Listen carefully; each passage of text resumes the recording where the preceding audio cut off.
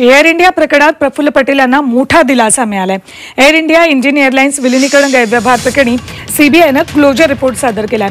पुराव्यांअभावी closure report सादर करत असल्यानं सीबीआयनं विशेष कोर्टात सांगितले। 2017 मध्ये सीबीआयनं सुप्रीम कोर्टाच्या आदेशानुसार या प्रकरणी चौकशी सुरू केली होती।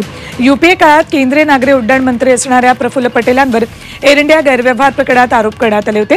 या प्रकरणातील मध्यस्थ दीपक तलवारचे प्रफुल्ल पटेलांशी घनिष्ठ संबंध असल्याचे आरोप करण्यात आले होते। त्यानंतर पटेलांची ईडी आणि सीबीआय चौकशी झालेली, मात्र आता सीबीआयने क्लोजर रिपोर्ट सादर केला।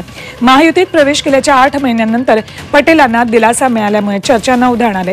दरम्यान याच मुद्द्यावरून काँग्रेस प्रदेशाध्यक्ष नाना पटोलेंनी निशाणा साधलाय।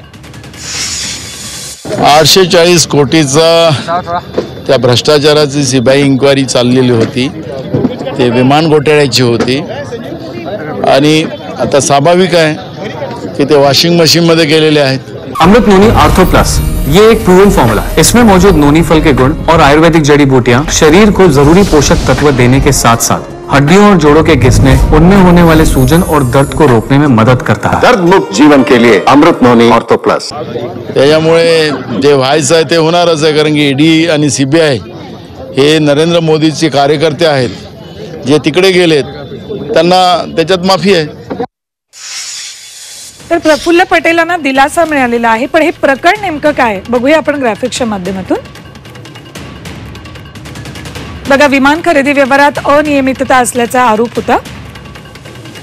सरकारचा 840 कोटी रुपयांचं नुकसान केल्याचा ठपका प्रफुल्ल पटेल यांवर ठेवण्यात आला होता। मध्यस्थ दीपक तलवार सोबत प्रफुल्ल पटेल यांचे घनिष्ठ संबंध असल्याचाही आरोप आहे। 2017 मध्ये सुप्रीम कोर्टाने चौकशीचे आदेश दिले होते। या प्रकरणामध्ये ईडी सीबीआय कडून सुद्धा पटेलांची चौकशी झाली, मात्र आता या प्रकरणात क्लोजर रिपोर्ट सीबीआयने सादर करून प्रफुल्ल पटेलांना दिलासा दिला।